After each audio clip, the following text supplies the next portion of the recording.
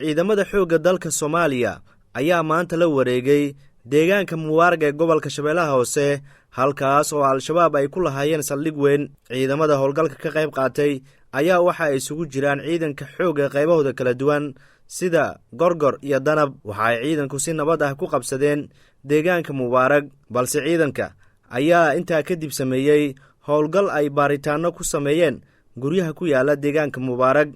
warbaahinta Nation ayaa heshay sawirro laga soo qaaday deegaanka Mubaarag. sargaal ka tirsan ciidamada oo howlgalkaasi qayb ka ahaa waxa uu Nation Media u sheegay inay burburiyeen xarumo al-shabaab ay ku lahaayeen deegaankaasi. maxkamad ay shabaabku dadka xukunada ugu kala qaadi jireen ayaa sidoo kale ciidanku cagtu mariyeen. agab kala duwan ayay ciidamadu la wareegeen oo ay ku jiraan bambaanooyin iyo qalab qaraxyada lagu samayn jiray. sargaalka aan la hadalnay waxa uu sheegay amiiro ka tirsan al-shabaab in gacanta lagu soo dhigay, dad kalena oo looga shakisan yahay baaritaano lagu hayo.